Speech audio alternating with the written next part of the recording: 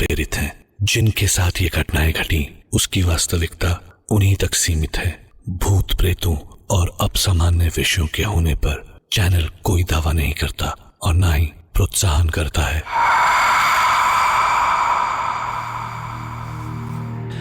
हम इंसानों को लगता है कि हम इस दुनिया को समझ गए हैं। हमने अपनी साइंस से इसकी गुत्थियां सुलझा ली हैं, पर जब भी हम ऐसा सोचते हैं, ये दुनिया कुछ ऐसी नई पहेलियां हमारे सामने रख देती है जो फिर से इंसानी समझ को छोटा साबित कर देती है। क्यों हमें उन पुरानी हवेलियों में जाने से मना किया जाता है? क्यों कहा जाता है कि दिन ढले पुराने कब्रिस्तान वाली सड़क से मत गुजरना? बड़े बूढ़ों की कई सारी बातें मिथ्या या मिथ हैं, या वाकई उनमें कोई राज छिपा हो सकता है? सोचिए।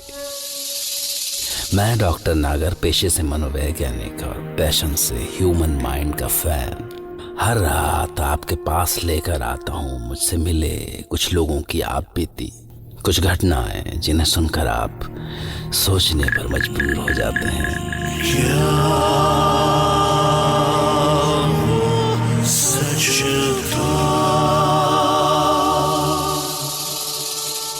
आज हम सुनेंगे कनाडा से इंडिया अपनी पुरानी हवेली में रहने आए रितेश मिश्रा की दास्तान। मैं उन दिनों कनाडा में जॉब करता था। 10 साल हो गए थे मुझे वहां पे। मेरी पत्नी नंदनी और मेरी शादी को 4 साल हो गए थे। हमारा प्रवीण भी 1 साल का हो गया था। विदेश में हमारा मन नहीं लग रहा था। रह रह के अपने देश की मिट्टी बुला ही लेती थी। फाइनली एक दिन हमने डिसाइड किया कि हम इंडिया वापस जाते हैं, वहीं कुछ कर लेंगे अपनों के बीच। बनारस में हमारी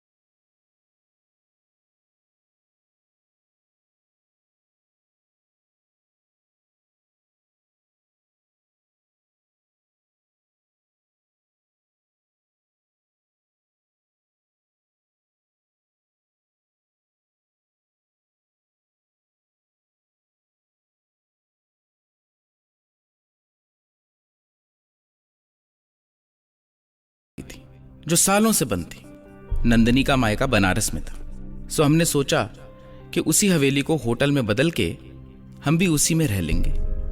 सो एक दिन हमने अपना बोरिया बिस्तर बांधा और इंडिया की प्लेन पकड़ ली और बनारस आ गए अपनी पुरानी हवेली में।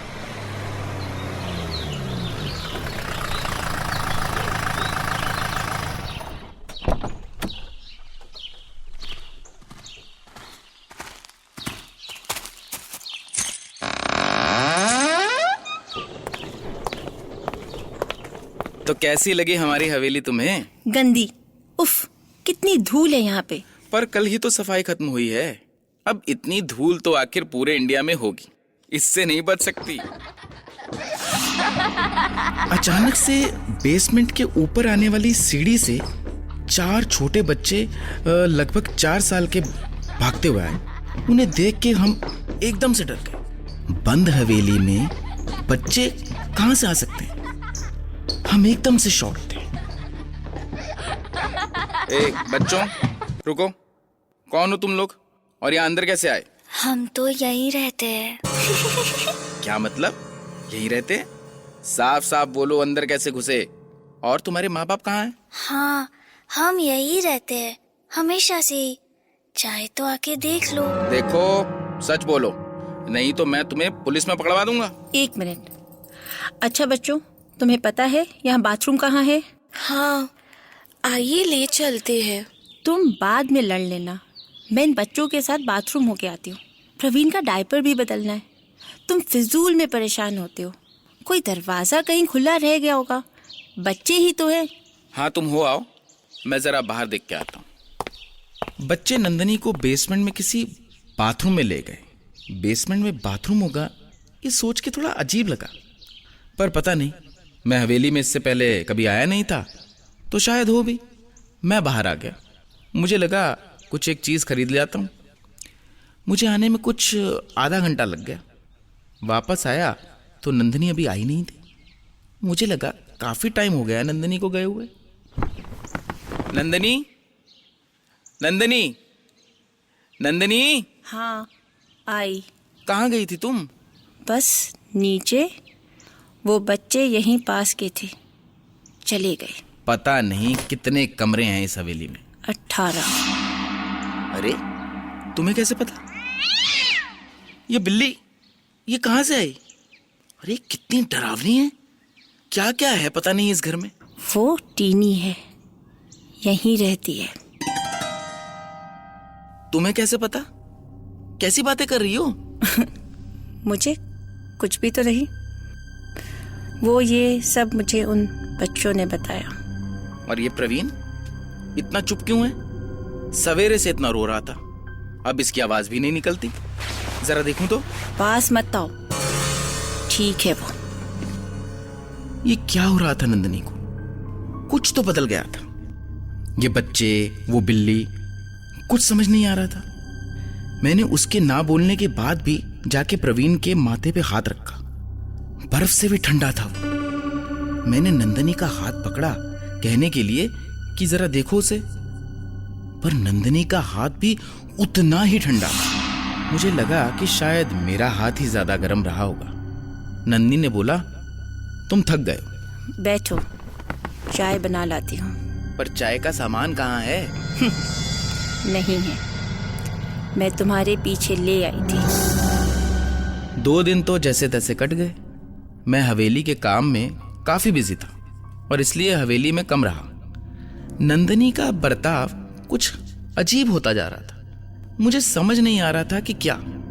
उन बच्चों का घर में आना काफी बढ़ गया था। नंदनी पूरा दिन उनके साथ बैठी रहती, पर सबसे अजीब बात तो ये थी कि उसने घर से निकलना बंद कर दिया था। वो जब से आई थी एक बार भी हवेली से बाहर ना निकली थी। जिसने कनाडा से मुझे इंडिया घुमाने के लिए सर में दर्द कर दिया था, अब हवेली से बाहर ही नहीं जाना चाहती थी। नंदनी, अरे प्लीज चलो ना, आज कहीं बाहर चलते हैं। तुम्हारा मन नहीं करता बनारस घूमने का? हाँ बताओ मुझे। तुम्हारे माँ बाबा भी परसों लौट रहे हैं और मैं सोच रहा हूँ कि प्रवीण को भी एक बार ना डॉक्टर को दिखाई देते हैं। नहीं, कहीं नहीं जाना है मुझे। प्लीज़ मुझे फोर्स मत करो। और यहाँ कितने लोग हैं, बच्चे हैं, टीनी है, दादी है, और वो सुमित्रा भी तो है। जब तुम दिन में काम से जाते हो, इनके साथ मेरा मन लगा रहता है। दादी, सुमित्रा, आखिर कौन है ये लोग? मैं क्यों कभी नहीं मिला इनसे? और कहाँ रहते कहाँ हैं ये लोग? तुम किससे मिलती हो, किसके साथ होती हो? नंदनी देखो, मुझे कुछ ठीक नहीं लग रहा है। तुम फिर परेशान हो रहे हो। मैंने कहा ना। दादी, सुमित्रा, ये कौन लोग थे और नंदनी इनसे क्यों मिलती थी? आखिर ये चक्कर क्या था? तसल्ली के लिए मैंने बोला, ये जो भी लोग हैं, नंदनी, मुझे इनसे मिलना है। हाँ तो मिल लेना, अभी तो यहीं थी दोनों। हम तो यहीं हैं बेटा, हमेशा से यहीं थे। कौन है ये नंदनी? और क्या मतलब हमेशा से? अरे ये दादी है, ये यहीं रहती है पास में। तुम नहीं होते थे तो मेरे पास आके बैठ जाती थी। काफी अच्छी लड़की है नंदिनी, हमारा भी मन लगा रहता है, नहीं तो अकेले। कौन हो तुम लोग? और ये क्या मतलब है कि यहाँ रहते हो? ये मेरी हवेली है, यहाँ कोई और नहीं रहता।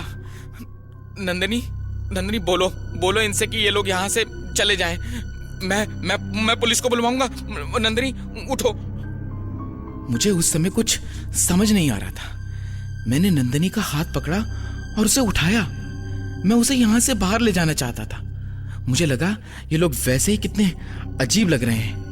नंदिनी अगर यहाँ एक पल भी रही तो पागल हो जाएगी। उसके एक हाथ में प्रवीण था। मैं उसका हाथ पकड़कर उसे बाहर ले जाना चाहता था। नंदिनी चलो यहाँ से। नहीं ले जा पाओगे। अब वो कहीं नहीं जाएगी। हमारे साथ यही रहेगी।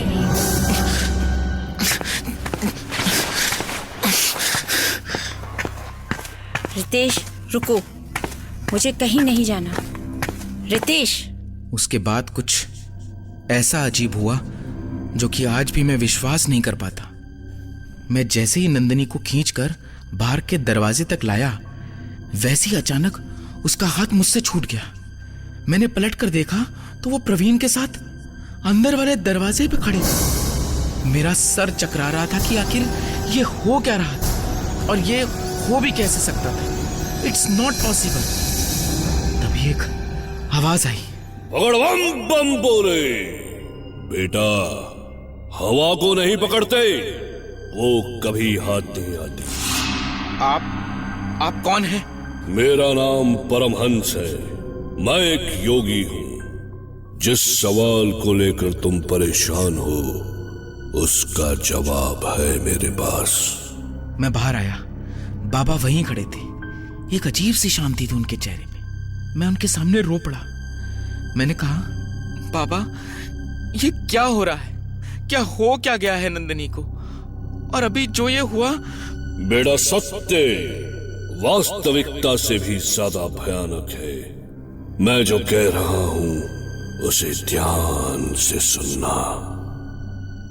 बेटा, तुम्हारी पत्नी और बच्चा अब जीवित नहीं है। उन्हें मरे 4 दिन हो चुके हैं। क्या कह रहे हैं आप भी उन औरतों की तरह पागल तो नहीं है? अभी तो नंदिनी मेरे साथ थी। जाइए यहां से। जो तुम्हारे साथ थी वो तुम्हारी पत्नी नहीं, उसकी आत्मा थी। तुम्हारी पत्नी को भी नहीं पता कि वो मर चुकी है, ना ही उसे पता चलेगा कभी। तुम्हें इस हवेली के बारे में कुछ नहीं पता। बहुत साल पहले यहाँ पे 3 बच्चों को उनकी माँ से अलग करके निर्दयता से मार दिया गया था। पर उनकी आत्माएं आज भी इस हवेली में है। जो कोई भी औरत इस हवेली में जाती है, वो बच्चे उसे अपनी माँ समझकर मार देते हैं। और सबसे बड़ी विडंबना ये है कि इस हवेली में जो मरता है उसे भी नहीं पता होता कि वो मर चुका है। वो हमेशा इस हवेली का होकर रह जाता है। वो बूढ़ी औरत और उसकी बहू के साथ भी यही हुआ था बेटा। मैं फिर भी नहीं मानता। आओ चलो मेरे साथ। मैं बाबा के साथ अंदर गया। ओम ह्रीं स्फुरा स्फुरा प्रस्फुरा प्रस्फुरा खोरा खोरा धरानुरूपा चढ़ा चढ़ा प्रचढ़ा प्रचढ़ा कहा कहा वमा वमा बंधा बंधा खड़या खड़या ओम फट। और जैसे ही बाबा अंदर घुसे, वहां कोई नहीं था। मुझे ये सोचकर और भी डर लग रहा था कि जो बाबा कह रहे हैं कहीं वो सच ना हो। बाबा ने मुझसे पूछा कि जब तुम यहाँ आए थे तो तुम्हारी पत्नी सबसे पहले कहाँ गई थी। मैंने बेसमेंट की तरफ हाथ दिखाया और मुझे ये सोच के और भी आश्चर्य हुआ कि मैं खुद कभी वहां क्यों नहीं गया। मैं जैसे ही बाबा के साथ नीचे गया तो वहां जो था उसे देखकर मेरी चीख निकल गई। वहां नंदनी और प्रवीण की लाश थी। नंदनी नहीं। उसके बाद मुझे कुछ भी याद नहीं। मैं बेहोश हो गया था। काफी दिनों तक मैं हॉस्पिटल में था। डॉक्टर्स ने कहा कि मैं सीवियर ट्रॉमा में था। नंदनी और प्रवीण की अस्थियां मेरा इंतजार कर रही थी। मैं उन्हें वहीं गंगा में विसर्जित कर कनाडा वापस आ गया। हवेली मैंने गिरवा दी। मेरी दुनिया हमेशा के लिए उजड़ चुकी थी।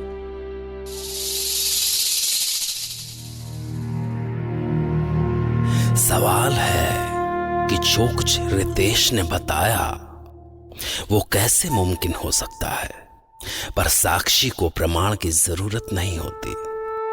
वाकई कभी कभी सच कल्पना से भी ज्यादा भयानक हो सकता है। ऐसा सच जिसके सामने होकर भी आप अपने आप से यही पूछें कि वो जो कुछ भी था, क्या वो सच था?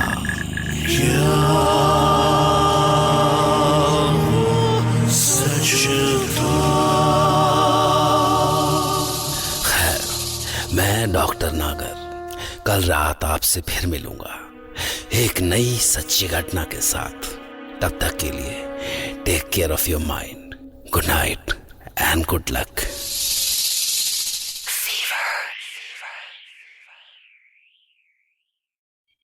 ये कार्यक्रम सत्य घटनाओं से प्रेरित है। जिनके साथ ये घटनाएं घटी उसकी वास्तविकता उन्हीं तक सीमित है। भूत प्रेतों और असामान्य विषयों के होने पर चैनल कोई दावा नहीं करता और ना ही प्रोत्साहन करता है।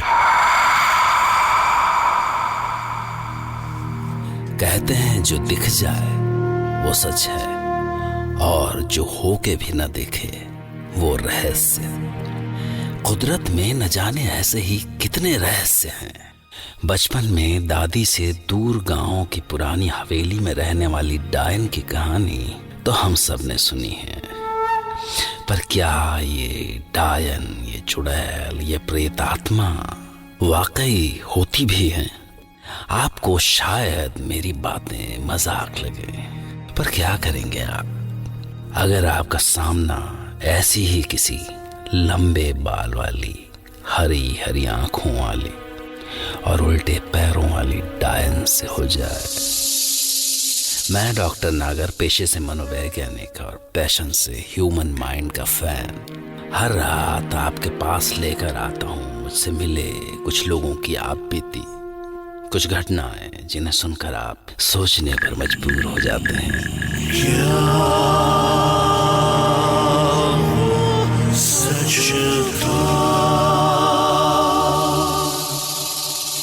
आज हम सुनेंगे पुरानी दिल्ली में रहने वाले असलम मिर्जा की दास्तान। असलम जिन्हें लगता था कि डायन और चुड़ैलें सिर्फ किस्से कहानियों में होते हैं, शायद।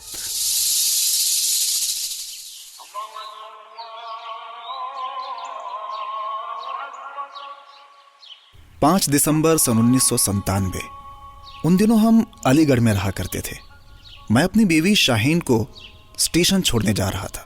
वो दिल्ली में अपने मायके जा रही थी। ट्रेन करीब 5 बजे की थी और स्टेशन ज़्यादा दूर नहीं था। फिर भी हम 3 बजे घर से निकले।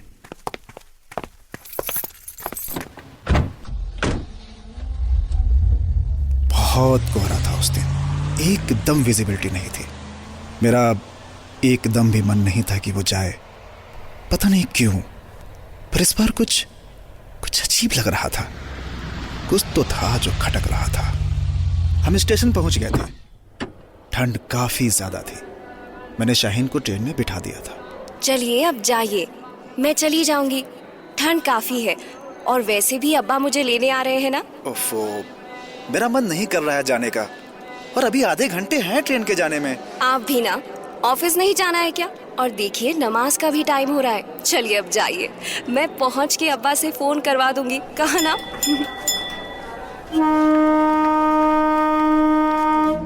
उन दिनों मोबाइल फोन सबके पास नहीं होते थे, सिर्फ लैंडलाइन होता था, तो आप किसी को भी किसी भी पल फोन नहीं कर सकते थे। फिलहाल मैं स्टेशन से निकला। कोहरा और गहरा हो चुका था। जाड़ों में सवेरा वैसे भी देर से ही होता है। ठंड काफी थी। मैं कांप रहा था। मैं गाड़ी में बैठा और गाड़ी स्टार्ट की। कुछ भी नहीं दिख रहा था। अचानक बीच रास्ते में मेरी कार के आगे वाले टायर से अजीब सी आवाज आई और कार एकदम से डिसबैलेंस हो गई। मैंने जल्दी से ब्रेक लगाई और हिम्मत करके गाड़ी से उतरा। आगे वाला टायर पंचर था। या अल्लाह, इसे भी अभी खराब होना था। गाड़ी पुराने कब्रिस्तान के पास खराब हुई थी। पुराने अंग्रेजों के जमाने का कब्रिस्तान था वो, जो बिल्कुल इस्तेमाल नहीं होता था। वैसे तो मैं भूत प्रेत के किस्सों से बिल्कुल इत्तेफाक नहीं रखता था, पर उस दिन ना जाने मुझे क्यों थोड़ा डर लग रहा था। मेरी गाड़ी की डिक्की में एक स्पेयर टायर पड़ा हुआ था। मैंने जैसे ही डिक्की खोली, अचानक गाड़ी का आगे वाला दरवाजा खुला और बंद हो गया। मैं चौंक गया। मैंने तुरंत आगे जाकर देखा तो वहां कोई नहीं था। मैंने गाड़ी के अंदर देखा तो वहां भी कोई नहीं था। मुझे कुछ ज्यादा ही डर लग रहा था। टायर चेंज करने के लिए जैसे ही मैं आगे गया तो क्या देखता हूं कि टायर तो पंचर ही नहीं था। मुझे अपनी आंखों पर विश्वास नहीं हो रहा था। आखिर ये कैसे हो सकता है? मेरा सर घूम रहा था। शायद मुझे वहम हुआ था या मैं नींद में था, पर फिर भी ये कैसे हो सकता है? मुझे लगा कि मुझे यहां से जल्दी निकलना चाहिए। मैं गाड़ी में बैठा। मैंने गाड़ी स्टार्ट की और एक अजीब सी स्मेल, एक अजीब सी दुर्गंध थी मेरी कार के अंदर। मैं जल्दी जल्दी घर पहुंचा। घर पहुंचकर जैसे मैंने कार पार्क की और मैं अपने दरवाजे की तरफ आगे बढ़ा तो फिर से कार के डोर के खुलने की आवाज आई। मैंने मुड़कर देखा। क्या हो रहा था? ये कोई नहीं था वहां पे। मैं तुरंत घर के अंदर घुसा और मैंने दरवाजा बंद कर लिया। मैंने एक लंबी सांस ली। उस भयंकर ठंड में मुझे पसीने आ रहे थे। सवेरा हो गया था। ऑफिस का भी समय हो रहा था। मैं जैसे ही नहाने के लिए बाथरूम में घुसा, अचानक से डोरबेल के बजने की आवाज आई। मैंने दरवाजा खोला तो क्या देखता हूं, अरे शाहीन, तुम ट्रेन पे नहीं चढ़ी? क्या हुआ? सब ठीक तो है ना? और ये तुम्हारा हाथ इतना ठंडा क्यों है? और तुम मुझे ऐसे क्यों देख रही हो? अरे कुछ बोलती क्यों नहीं भाई? नहीं, कुछ नहीं। वो मेरा मन नहीं किया। अजीब लग रहा था, सो मैं ट्रेन से उतर गई। तुम्हारी तबीयत तो ठीक है ना? चलो डॉक्टर के यहाँ चलते हैं। नहीं, अरे कहीं नहीं जाना है मुझे। अच्छा ठीक है, मेरा मन भी नहीं था कि तुम जाओ। चलो मैं अब्बा को फोन कर देता हूँ कि तुम नहीं आ रही हो, नहीं तो वो परेशान होंगे। कुछ नहीं करोगे तुम, कुछ नहीं करोगे तुम। क्या हो गया शाहीन? कैसे बोल रही हो तुम? नहीं, वो मेरा मतलब था कि मैंने स्टेशन से उन्हें फोन कर दिया था। अच्छा, ये लो, ये फोन भी डेड है। पता नहीं क्यों, पर मुझे उसमें कुछ अजीब सा लग रहा था। ये वही शाहीन थी जिसे मैं कुछ देर पहले स्टेशन छोड़कर आया था। वो खुद ही तो घर जाना चाहती थी। उसने पहले तो कभी ऐसा नहीं किया था। यही सब सोचते सोचते मैं उस दिन ऑफिस आया। काम में मन नहीं लग रहा था। शाम जैसे ही हुई मैं घर आ गया। घर अंदर से बंद था। मैंने कई बार डोरबेल बजाई, किसी ने दरवाजा नहीं खोला। मुझे अब टेंशन हो रही थी। मैं खिड़की की तरफ जा ही रहा था देखने की, अचानक से मैंने देखा कि शाहीन मेरे पीछे खड़ी थी। असलम। शाहीन, तुम बाहर हो? तुम बाहर हो तो दरवाजा किसने अंदर से बंद किया? रुको, मैं पीछे के दरवाजे से जाता हूं। ओके। ये सब क्या हो रहा था मेरी कुछ समझ में नहीं आ रहा था। आज सवेरे मैंने नमाज भी नहीं पढ़ी थी। मैंने अंदर से दरवाजा खोला। मैंने सोचा कि शाम की नमाज का वक्त है, शायद ऊपर वाला ही कुछ राह दिखाए। मैंने शाहीन से बोला कि शाहीन, जरा कुरान पाक देना। पागल हो गया है, कुरान पाक मंगवा रहा है मुझसे। नहीं असलम, दिमाग खराब हो गया है। ये सुनते ही जैसे उसकी रगों में खून दौड़ गया, उसकी आंखें बड़ी हो गई, चेहरा लाल हो गया, और वो ना जाने किस तरह से पता नहीं क्या क्या बड़बड़ करने लगी।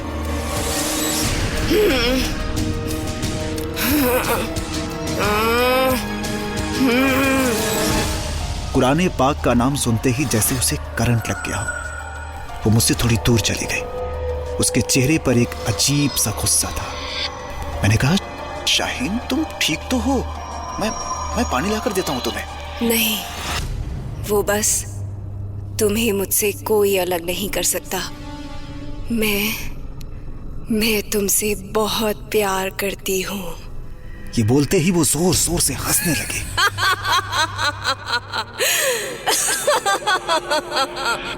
अजीब सी भयानक हंसी, और रात तो जैसे तैसे कट गई।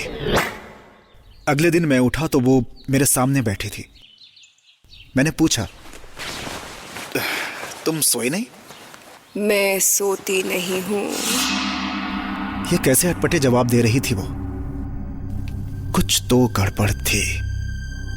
मैं बाहर गया और तुरंत मैंने शाहीन के घर दिल्ली में फोन लगाया।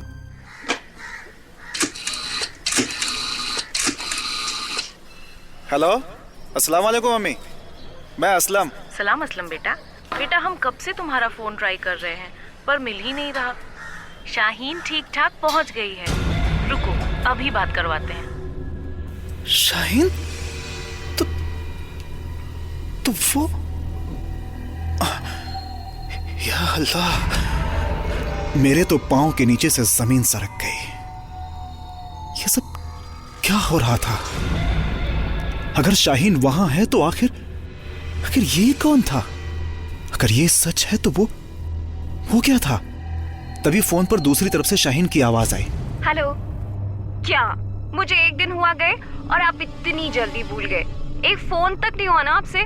और ये घर के फोन को क्या हुआ है? हेलो, कहाँ हो आप? शाहीन, हेलो शाहीन, सुनो, तुम कैसे भी करके अगली बस से यहाँ अलीगढ़ आ जाओ। अभी तुरंत। क्या हुआ असलम? सब ठीक तो है ना? शाहीन, बस प्लीज तुम अगली बस से आ जाओ। मैं बाद में बताऊंगा, अभी बात करने का समय नहीं है, प्लीज। अच्छा ठीक है। समझ में नहीं आ रहा था कि क्या करूं। अचानक मुझे याद आया कि शाहीन एक पीर बाबा के पास काफी जाती है, पुरानी मस्जिद के पीछे। क्यों, ये तो नहीं जानता, पर मैं भागते हुए उधर गया। बाबा ने मुझे पहचान लिया था। बाबा को मैंने सब कुछ साफ साफ बता दिया। फिक्र मत कर बच्चा, अल्लाह हम सब का इम्तिहान लेता है। तू पाक बंदा है। आ देखते हैं किस रूह का साया है तुझ पर और तेरे घर पर। मैं बाबा के साथ चल दिया। शाहीन को फोन किए काफी टाइम हो चुका था। मैं उसे अकेले घर नहीं जाने देना चाहता था, सो मैं पहले बस अड्डे गया। जब मैं, शाहीन और बाबा घर पहुंचे, दरवाजा खुला था। जैसे ही हम घर में घुसे, दरवाजा जोर से अपने आप बंद हो गया और घर की सारी खिड़कियां एक के बाद एक करके बंद हो गई।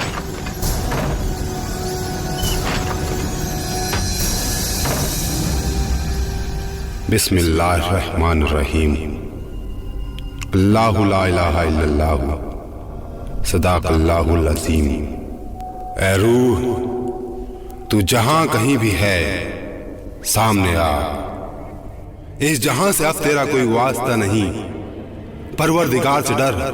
आ, इन नेक बंदों को और परेशान न कर।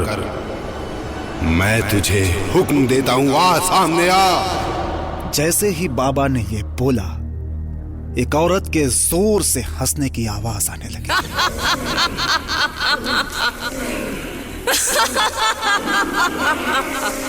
और शाहीन की हमशक्ल औरत हमारे सामने आकर खड़ी हो गई, जो देखते देखते एक भयानक डायन में बदल गई। हरी आंखें, बड़ा सा चेहरा और लंबे बिखरे बाल। वो चेहरा मैं आज तक नहीं भूल सका। अचानक से तेज हवाएं चलने लगी और तेज तूफानी बारिश भी शुरू हुई।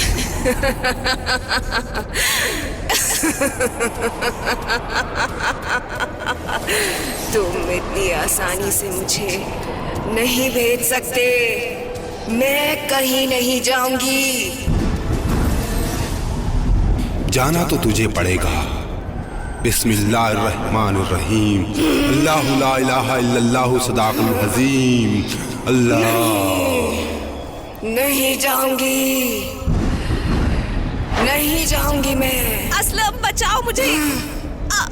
असलम बचाओ मुझे, खुदा के वास्ते मुझे बचा लो। उस डायन ने शाहीन को पकड़ लिया था। वो उसके कांधे पर चढ़कर बैठ गई थी। मैं उसकी तरफ भागा, लेकिन बाबा ने तुरंत मुझे पकड़कर डाइनिंग टेबल पर रखा चाकू मेरे गले पर लगा दिया और धीमे से कान में बोले, रुक, चुप खड़ा रह। ऐ रूह, अगर तूने उस मासूम बच्ची का बाल भी बांका किया तो मैं इस बंदे का सर अलग कर दूंगा। तुझे ये कभी ना मिलेगा जो तू चाहती है। तड़प तड़प कर मरेगी तू हमेशा। छोड़ दे, छोड़ दे उस बंदी को। या अल्लाह। उस डायन ने बाबा की तरफ गुस्से से देखा और शाहीन को छोड़ दिया। शाहीन जमीन पर गिर पड़ी और डायन बाबा की तरफ बढ़ गया।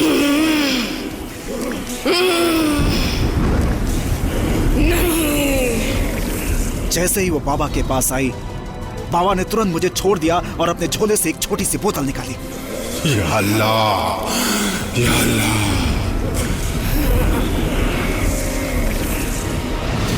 और बाबा ने बोतल बंद कर दी। बंद करते ही बाबा पास रखी एक चेयर पर गिर गए। हम दोनों भागते हुए बाबा के पास गए। बड़ी मुसीबत टल गई बच्चा। ये तावीज तुझे हमेशा पहनना है और इस घर को जल्दी खाली कर दे। ये रोज ज्यादा वक्त इस बोतल में नहीं रहेगी, नहीं रहेगी। या अल्लाह, या अल्लाह, या अल्लाह, शुक्र है तेरा। जिन बातों, किस्सों, तथ्यों को हम स्वीकार नहीं कर सकते, उन्हें नकारने का भी हमारे पास कोई हक नहीं है। पर सबसे बड़ा सवाल जो मन मानना नहीं चाहता, वो कि ये जो असलम के साथ हुआ, क्या वो सच था? क्या वो सच था? खैर, मैं डॉक्टर नागर कल रात आपसे फिर मिलूंगा एक नई सच्ची घटना के साथ। तब तक के लिए take care of your mind.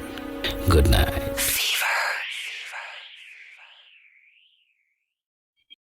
ये कार्यक्रम सत्य घटनाओं से प्रेरित है। जिनके साथ ये घटनाएं घटी, उसकी वास्तविकता उन्हीं तक सीमित है। भूत प्रेतों और अपसामान्य विषयों के होने पर चैनल कोई दावा नहीं करता और ना ही प्रोत्साहन करता है। सपने क्यों आते हैं? कोई तो वजह होनी चाहिए उनके आने की, क्योंकि इस दुनिया में हर चीज की कोई ना कोई वजह है। मैं खुद अपने कई पेशेंट्स के सपनों के पीछे भागता रहा हूं, पर कहीं पहुंचा नहीं। मैं डॉक्टर नागर, पेशे से मनोवैज्ञानिक और पैशन से ह्यूमन माइंड का फैन, हर बार आपके पास लेकर आता हूं मुझसे मिले कुछ लोगों की आप बीती, कुछ घटनाएं जिन्हें सुनकर हम सोचने पर मजबूर हो जाते हैं। क्या वो सच था? आज की कहानी है हैदराबाद की रेवती की, एक उभरती थिएटर एक्ट्रेस जो अपने सपनों को सच करना चाहती थी, पर एक दिन जब उसका एक सपना सच हुआ तो जैसे कयामत आ गई। वो भी पूर्णमासी की रात थी। पता नहीं क्यों, पर उस हड्डियां जमा देने वाली सर्द रात में भी मैं एक बार फिर से वहीं खड़ी थी, उस कब्रिस्तान के गेट पे। और तभी शायद चांद के आगे से बादल हटे होंगे और कब्रों के ऊपर की छाई काली हटने लगी। और तभी एक आवाज आई, एक कब्र के खुलने की आवाज। फिर एक और कब्र खुली, एक और, फिर कुछ इंसानों की आवाज आने लगी। नहीं, वो इंसानों की आवाज नहीं हो सकती।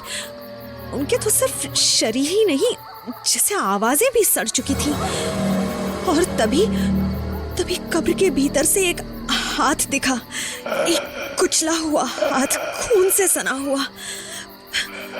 फिर एक दूसरी कब्र से एक चेहरा निकला।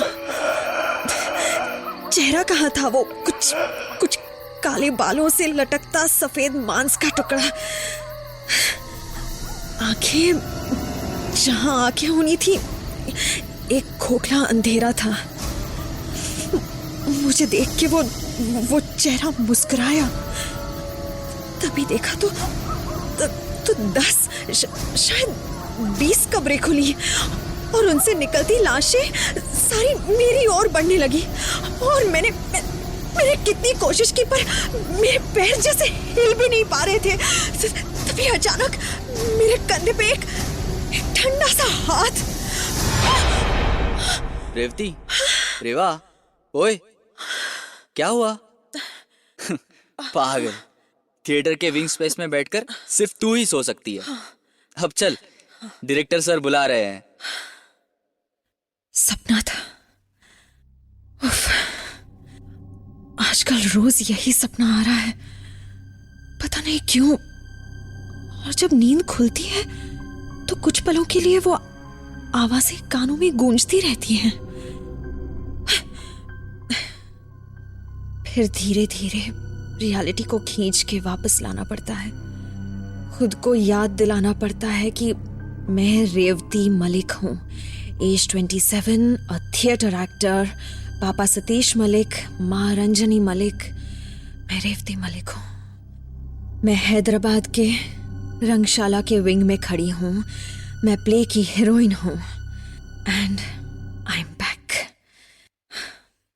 आज रात हमारे प्ले अमर प्रेम की ओपनिंग नाइट है। ड्रेस रिहर्सल चल रही है। क्लाइमैक्स सीन शुरू होने वाला है। मेरा हीरो अनंत प्ले के एंड में मरने से पहले मुझे किस करता है। दो हिज प्रॉब्लम इज, मुझे किस करते ही उसकी सांस अटकने लगती है। कहाँ हो? ओ मेरी प्रिय, तमन्ना है कि एक आखिरी बार देख लूं तुझे। ओके, अब रिहर्सल करती हूँ। हाँ मेरे प्रियतम, जन्मों से मैंने किया है इंतजार तेरा, मेरी हर सांस पे है अधिकार तेरा। एक आखिरी बार तेरे होठों को चूम लेने दे, जिंदगी भर मरा हूं, अब मौत जी लेने दे। What the hell is this, अनंत? पूरे थिएटर को तेरी सांस सुनाई दे रही है। मिस्टर राजन, हमारे डायरेक्टर, हैदराबाद के नंबर 1 और सबसे खड़ूस डायरेक्टर। तुम्हें पता है ना कि प्ले का एंड मेरे हीरो की डेथ है, और अगर एक किस कर लेने से मरने के बजाय मेरा हीरो ठंडी सांस लेने लगेगा तो मुझे अपने प्ले का नाम अमर प्रेम नहीं, द फ्रॉग प्रिंस रखना पड़ेगा, क्योंकि that's what it looks like. एक मोटा मेढक। Sorry sir. एक तो वैसा ही हैदराबाद में हिंदी थिएटर फ्लॉप है, और अगर आज शाम मेरा प्ले फ्लॉप हुआ तो आई विल किल यू। मुझे आज शो के एंड में तालियां चाहिए, गालियां नहीं, समझे? Yes yes yes sir. And Revati, good job. And remember, इस किसिंग सीन के तुरंत बाद तुम्हारे पीछे आग का इफेक्ट आएगा। तुम इस स्टूपिड मेढक की बॉडी छोड़ के पीछे खड़ी हो जाना। And as Chandni ends the piano, हाँ चांदनी, तुम्हारा पियानो बहुत अच्छा था। Thank you sir. देखना आज रात I will be on fire, आग लग जाएगी। हाँ, कीप इट अप। तो रेवती, जैसे ही पियानो खत्म होगा तुम ऑडियंस की ओर नजर डालोगी, आई कांटेक्ट, जैसे तुम्हारी आंखों में सवाल है। Okay, now everyone relax. अभी 11 बजे हैं, हम शाम को 5 बजे फिर मिलेंगे। Okay, all the best, make me proud. Revati, तुमको घर छोड़ दूं? नहीं सर, इट्स ओके। वैसे भी मैं कई रातों से सो नहीं पाई हूँ। सोच रही हूँ यही ग्रीन रूम में सो जाऊंगी। ऐसे विश। ओके, 5 बजे मिलते हैं। Okay, bye Revati. Yeah bye sir. Sir, आप मुझे भी ड्रॉप कर देंगे please? Fine. Chandni, yes sir. तुम भी चलो, ये अकेले साथ रहा तो मैं जरूर गाड़ी ठोक दूंगा। श्योर सर, चलिए। रेवा, आई एम सॉरी यार, जब तुम पास होती हो तो पता ही नहीं मुझे क्या हो जाता है। It's okay Anand, I am sure तुम शो में ठीक करोगे। आई प्रॉमिस यू रेवा, आज रात कुछ भी हो जाए मैं लास्ट सीन में सांस रोक कर रखूंगा। हाँ, अब जाओ यार। मुझे सोने दो। Okay, bye. Yeah bye.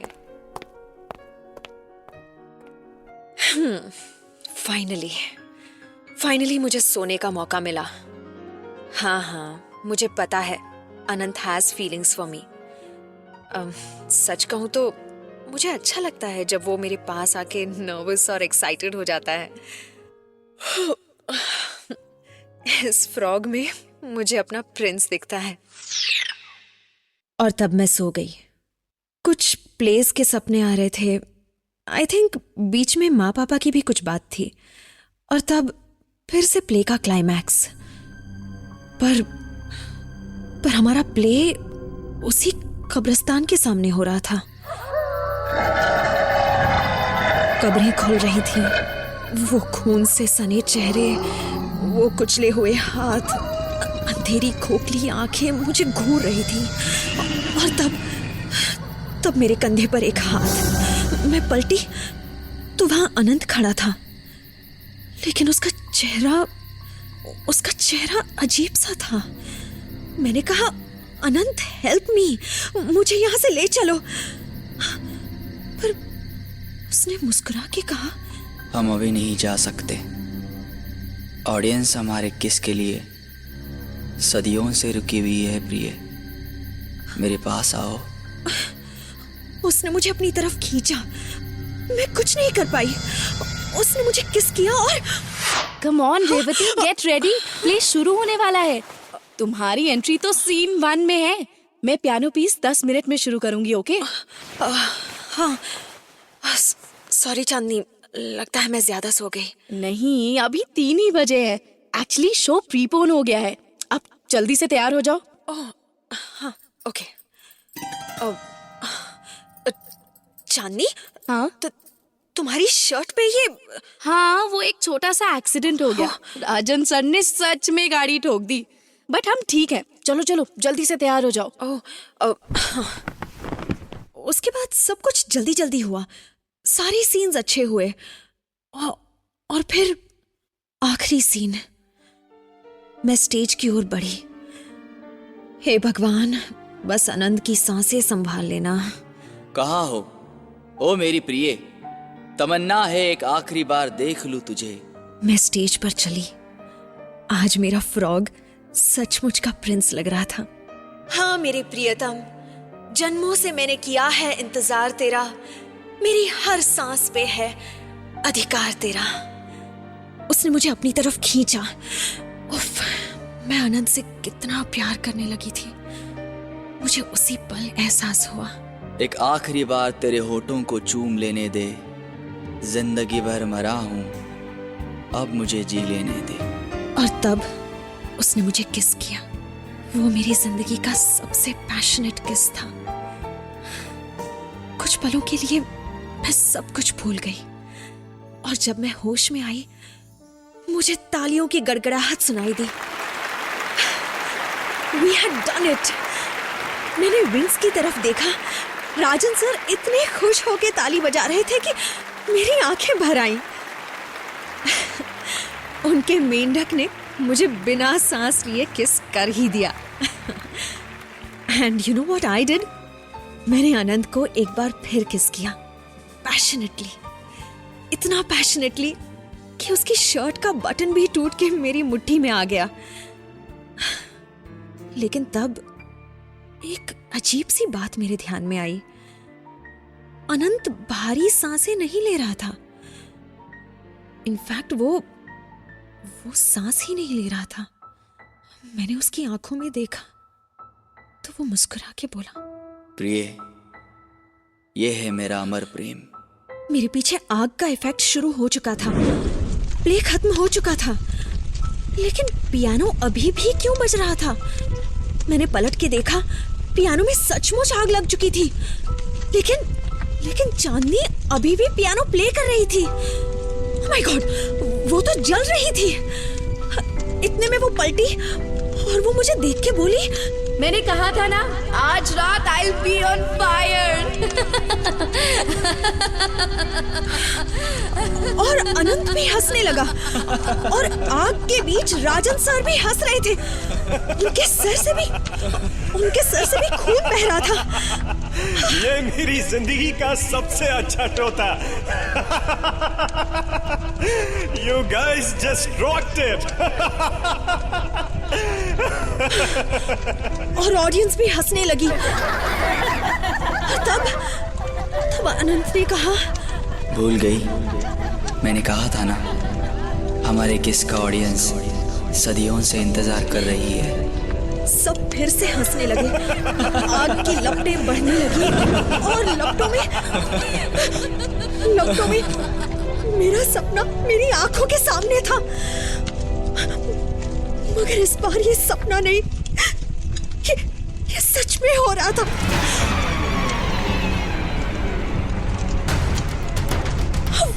वही चेहरे, वही आंखें, वही सर्दी आवाजें, अंधेरी खोखली आंखें, सभी के सफेद चेहरे आग की लपटों में चमक रहे थे। जलता हुआ पियानो भी बज रहा था। सभी मेरी तरफ बढ़ने लगे और मैं अकेली। नहीं, ये सपना ही है। मेरा नाम रेवती है, मैं एक एक्ट्रेस हूँ। मेरे पापा का नाम सतीश है, मेरी माँ का नाम रंजनी है।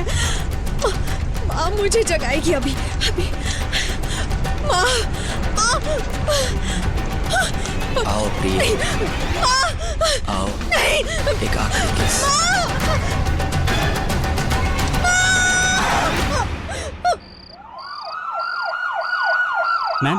मैम आपका नाम क्या है? प्रिया, नहीं सॉरी, रेवती। हाँ रेवती, प्लीज मुझे बचा लीजिए। Ma'am please relax. हवलदार पानी लाओ। आप सदमे में हैं। आप बहुत बड़ी आग से बची हैं, पता है आपको? रंगशाला जल के राख हो चुकी है। शाम के 6 बजे शो होना था, लेकिन 5 बजे पता नहीं कैसे आग लग गई। वैसे आप वहाँ अकेले क्या कर रही थी? अकेले नहीं, मेरे डायरेक्टर राजन जी, चांदनी, अनंत और बाकी। उनकी तो आज दोपहर 2:30 बजे एक एक्सीडेंट में मौत हो गई। राजन ड्राइव कर रहे थे, कार का एक्सीडेंट हो गया, तीनों वहीं चल बसे। हाँ? नहीं, वो मेरे साथ थे इंस्पेक्टर। आप देखिए, आपको यहाँ बहुत सारी डेड बॉडीज मिलेंगी। आप चेक। ऑफ कोर्स मैम, हमें यहाँ डेड बॉडीज मिलेंगी।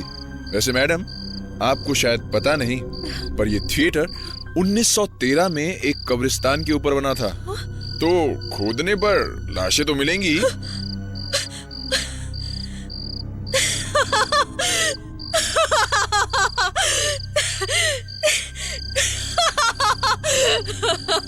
मैम आप हंस क्यों रही हैं?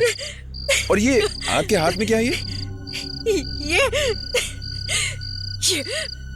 ये मेरे प्रिंस की शर्ट का बटन है।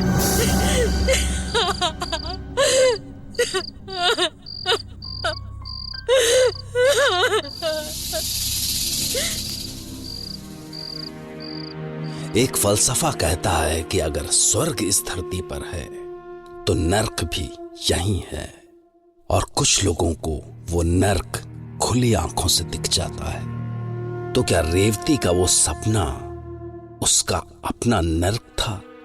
क्या सच में वो सारी लाशें एक बार फिर वो नाटक देखना चाहती थीं?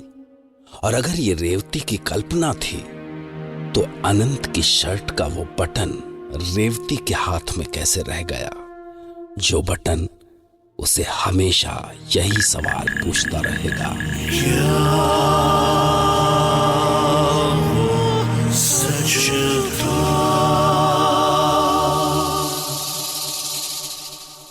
मैं अगले हफ्ते फिर मिलूंगा, पर तब तक सपनों से बच कर रहिए, क्योंकि भगवान न करे कि कहीं किसी रोज आपका कोई सपना सच हो जाए।